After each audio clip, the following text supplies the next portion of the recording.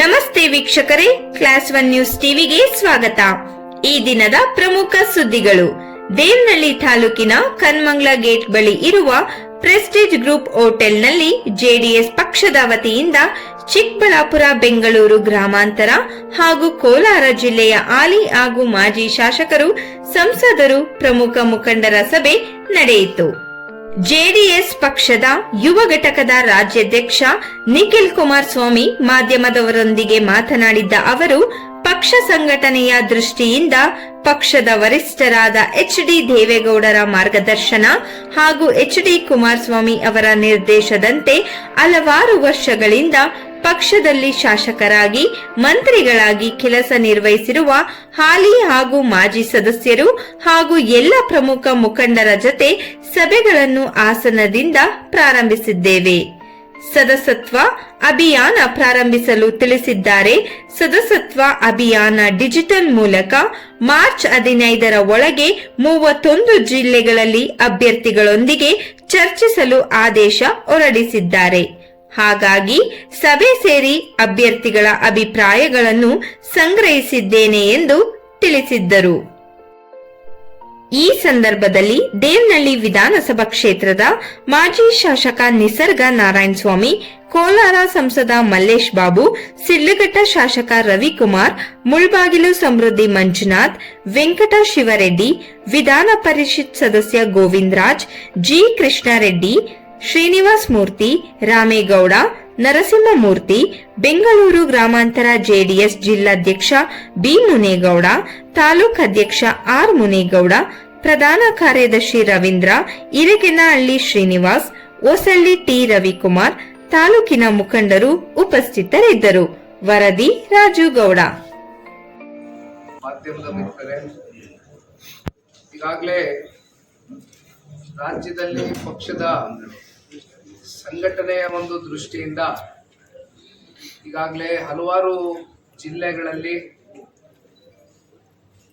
ಕಳೆದ ಸಾರ್ವತ್ರಿಕ ಚುನಾವಣೆ ಇರಬಹುದು ಹಾಗೂ ಹಲವಾರು ವರ್ಷಗಳಿಂದ ಪಕ್ಷದಲ್ಲಿ ಶಾಸಕರಾಗಿ, ಮಂತ್ರಿಗಳಾಗಿ ಕೆಲಸವನ್ನ ನಿರ್ವಹಣೆ ಮಾಡಿರ್ತಕ್ಕಂಥ ಎಲ್ಲ ನಮ್ಮ ಅಭ್ಯರ್ಥಿಗಳು, ವಿಧಾನ ಪರಿಷತ್ನ ಹಾಲಿ ಹಾಗೂ ಮಾಜಿ ಸದಸ್ಯರುಗಳಿರ್ಬೋದು, ಜಿಲ್ಲೆಯ ಎಲ್ಲ ಪ್ರಮುಖ ಮುಖಂಡರುಗಳ ಜೊತೆ ಈಗಾಗಲೇ ರಾಜ್ಯದಲ್ಲಿ ಹಾಸನದಿಂದ ಪ್ರಾರಂಭ ಮಾಡಿರ್ತಕ್ಕಂಥ ಈ ಒಂದು ಪಕ್ಷ ಸಂಘಟನೆಯ ಒಂದು ದೃಷ್ಟಿಯಿಂದ ಈ ಒಂದು ಸಭೆ ಇವತ್ತು ವಿಶೇಷವಾಗಿ ನಮ್ಮ ಬೆಂಗಳೂರು ಗ್ರಾಮಾಂತರ ಹಾಗೂ ಕೋಲಾರ ಮತ್ತು ಚಿಕ್ಕಬಳ್ಳಾಪುರ 3 ಜಿಲ್ಲೆಯ ಎಲ್ಲ ಪ್ರಮುಖ ಮುಖಂಡರುಗಳು, ಅಭ್ಯರ್ಥಿಗಳು, ಶಾಸಕರು, ಹಾಲಿ ಶಾಸಕರು, ಮಾಜಿ ಶಾಸಕರು, ಇಂದಿನ ವಿಧಾನ ಪರಿಷತ್ನ ಸದಸ್ಯರು ಎಲ್ಲರೂ ಕೂಡ ಸೇರಿ ಮುಂಬರ್ತಕ್ಕಂಥ ಜಿಲ್ಲಾ ಪಂಚಾಯತಿ ಹಾಗೂ ತಾಲೂಕು ಪಂಚಾಯತಿ ಚುನಾವಣೆಯನ್ನ ಯಾವ ರೀತಿ ನಾವು ಎದುರಿಸಬೇಕು ಅಂತಕ್ಕಂಥದ್ರ ಬಗ್ಗೆ ಈಗಾಗಲೇ ಸುದೀರ್ಘವಾಗಿ 1 ಗಂಟೆಗೂ ಹೆಚ್ಚು ಚರ್ಚೆಯನ್ನ ಮಾಡಿದ್ದೇವೆ. ಹಾಗೂ ಪಕ್ಷದ ಸಂಘಟನೆಯ ಒಂದು ದೃಷ್ಟಿಯಿಂದ ಈಗಾಗಲೇ ಪಕ್ಷದ ವರಿಷ್ಠರಾಗಿರ್ತಕ್ಕಂಥ ಸನ್ಮಾನ್ಯ ದೇವೇಗೌಡರು ಸಾಹೇಬರ ಮಾರ್ಗದರ್ಶನ, ಅದೇ ರೀತಿ ನಮ್ಮ ನಾಯಕರಾದಂಥ ಸನ್ಮಾನ್ಯ ಕುಮಾರಣ್ಣ ಅವರ ಒಂದು ನಾಯಕತ್ವದ ಅಡಿ ಈಗಾಗಲೇ ನಮಗೆ ಮೆಂಬರ್ಶಿಪ್ ಡ್ರೈವ್ ಮಾಡಬೇಕು ಅಂತಕ್ಕಂಥದ್ದು ಈಗಾಗಲೇ ತಾಕೀತನ್ನ ಮಾಡಿದ್ದಾರೆ. ಅದನ್ನ ಡಿಜಿಟಲ್ ಪ್ಲಾಟ್ಫಾರ್ಮ್ಸ್ ಅಲ್ಲೂ ಕೂಡ ಮುಂದಿನ ದಿನಗಳಲ್ಲಿ ಬಹುಶಃ ಮಾರ್ಚ್ 15ರ ಒಳಗಡೆ ಈಗಾಗಲೇ ವರಿಷ್ಠರು ಒಂದು ಗಡುವನ್ನ ಕೊಟ್ಟಿದ್ದಾರೆ. ಅಷ್ಟರ ಒಳಗಡೆ 31 ಜಿಲ್ಲೆಗಳಲ್ಲೂ ಕೂಡ ಎಲ್ಲ ಅಭ್ಯರ್ಥಿಗಳ ಜೊತೆ ಕೂತು ಪ್ರಿಲಿಮಿನರಿ ಮೀಟಿಂಗ್ ನ ಮಾಡ್ಕೊಂಡು ಬರ್ತಕ್ಕಂಥದ್ದಕ್ಕೆ ಈಗಾಗಲೇ ಅವರು ಆದೇಶವನ್ನ ಹೊರಡಿಸಿದ್ದಾರೆ. ಆ ಹಿನ್ನೆಲೆಯಲ್ಲಿ ಇವತ್ತು ನಾವೆಲ್ಲರೂ ಸೇರಿದ್ದೇವೆ, ಮುಕ್ತವಾಗಿ ಚರ್ಚೆಯನ್ನ ಮಾಡಿದ್ದೇವೆ. ಅವರ ಅಭಿಪ್ರಾಯಗಳೇನಿದೆ, ನಮ್ಮ ಅಭ್ಯರ್ಥಿಗಳ ಅಭಿಪ್ರಾಯಗಳು ಕೂಡ ಎಲ್ಲ ಸಂಗ್ರಹಣೆಯನ್ನ ಮಾಡಿದ್ದೇನೆ. ಇದನ್ನ ಬಹಳ ಗಂಭೀರವಾಗಿ ಪರಿಗಣನೆಗೆ ತಗೊಂಡು ನಮ್ಮ ಪಕ್ಷದ ವರಿಷ್ಠರ ಗಮನಕ್ಕೆ ತಗೊಂಡು ಬರ್ತಕ್ಕಂಥ ಪ್ರಾಮಾಣಿಕ ಕೆಲಸವನ್ನ ಮಾಡ್ತೇವೆ.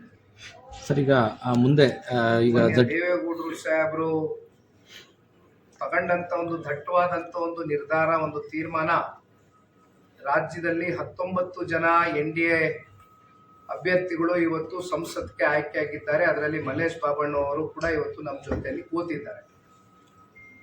ಆ ಹಿನ್ನೆಲೆಯಲ್ಲಿ ತಾವೆಲ್ಲ ನೋಡಿದ್ದೀರಿ, ಕಳೆದ MP ಚುನಾವಣೆ 2 ಪಕ್ಷದ ಸಮ್ಮಿಲನ ಬಹುಶಃ ತಳಮಟ್ಟದ ಕಾರ್ಯಕರ್ತರಲ್ಲಿ ಒಂದು ಆರೋಗ್ಯಕರವಾದಂತ ವಾತಾವರಣ ಸೃಷ್ಟಿಯಾಗಿರ್ತಕ್ಕಂಥ ಹಿನ್ನೆಲೆಯಲ್ಲಿ ನಾವು ಫಲಿತಾಂಶ ನಾವು ಇವತ್ತೇನು ಅತಿ ಹೆಚ್ಚು ಸಂಸದರನ್ನ ಇವತ್ತು ಕಳ್ಸಿಕೊಟ್ಟಿರ್ತಕ್ಕಂಥದ್ದು ರಾಜ್ಯದ ಜನತೆ. ಬಹುಶಃ ಅಲ್ಲೂ ಕೂಡ ಇನ್ನೊಂದು 2-3 ಸೀಟ್ಗಳು ಹೆಚ್ಚಿಗೆ ಪಡಿಬೋದಾಗಿತ್ತು. ಆದ್ರೆ ನಮ್ಮಲ್ಲೇ ಆದಂತ ಸಣ್ಣ ಪುಟ್ಟ ಲೋಪದೋಷಗಳ ಬಗ್ಗೆ ಈಗಾಗಲೇ 2 ಪಕ್ಷದ ಪ್ರಮುಖ ಮುಖಂಡರುಗಳು ಕೂಡ ರಾಜ್ಯ ಮಟ್ಟದವರು ರಾಷ್ಟ್ರ ಮಟ್ಟದವರು ಚರ್ಚೆನ ಮಾಡಿದ್ದಾರೆ. ಆದ್ರೆ ಮುಂಬರ್ತಕ್ಕಂಥ ZPTP ಚುನಾವಣೆ ವಿಚಾರವಾಗಿ ಇದು ಕಾರ್ಯಕರ್ತರುಗಳ ಚುನಾವಣೆ ಆಗಿರ್ತಕ್ಕಂಥ ಹಿನ್ನೆಲೆಯಲ್ಲಿ ಸಾಕಷ್ಟು ಜನ ಇವತ್ತು ಹಳ್ಳಿಗಳಲ್ಲಿ ಜಿಲ್ಲಾ ಪಂಚಾಯತಿ ಇರ್ಬೋದು, ತಾಲೂಕ್ ಪಂಚಾಯತಿ ಇರ್ಬೋದು, ತುಂಬಾ ಜನ ಇವತ್ತು ಆಕಾಂಕ್ಷಿತರು ಮುಂದೆ ಬರ್ತಾರೆ. ನಾವು ಚುನಾವಣೆಗೆ ಸ್ಪರ್ಧೆ ಮಾಡಬೇಕು, ನಾವು ಪಕ್ಷದಲ್ಲಿ ಗುರುತಿಸ್ಕೊಂಡಿದೀವಿ, ನಮಗೂ ಸೂಕ್ತವಾದಂತ ಒಂದು ಸ್ಥಾನಮಾನ ಬೇಕು ಅಂತಕ್ಕಂಥ ಅಪೇಕ್ಷೆ 2 ಪಕ್ಷದ ಕಾರ್ಯಕರ್ತ ಬಂಧುಗಳಲ್ಲೂ ಕೂಡ ನಾವು ಬಹಳ ದೊಡ್ಡ ಮಟ್ಟದಲ್ಲಿ ಕಾಣಬಹುದು. ಆ ಹಿನ್ನೆಲೆಯಲ್ಲಿ ಇವತ್ತು ಅಂತಿಮವಾಗಿ ತೀರ್ಮಾನಗಳು ಇತ್ಯರ್ಥ ಆಗ್ಬೇಕು ಅಂತಕ್ಕಂಥದ್ದಾದ್ರೆ ಇದಕ್ಕೆ ರಾಷ್ಟ್ರ ಮಟ್ಟದಲ್ಲಿ ಇರ್ಬೋದು, ರಾಜ್ಯ ಮಟ್ಟದಲ್ಲಿ ವಿಶೇಷವಾಗಿ JDS ಮತ್ತೆ BJPಯ ಒಂದು ಕೋಆರ್ಡಿನೇಷನ್ ಕಮಿಟಿ ಕೂಡ ಅಂದ್ರೆ ಸಮನ್ವಯತೆಯನ್ನ ಕಾಪಾಡ್ತಕ್ಕಂಥ ದೃಷ್ಟಿಯಲ್ಲಿ ಕೋಆರ್ಡಿನೇಷನ್ ಕಮಿಟಿ ರಚನೆ ಆಗಬೇಕಾಗಿದೆ. ಅದು ಮತ್ತೆ ಜಿಲ್ಲೆಗೆ ಮತ್ತೆ ತಾಲೂಕಿಗೆ ಕೂಡ ಅದನ್ನು ವಿಸ್ತರಣೆ ಮಾಡಬೇಕಾಗಿದೆ.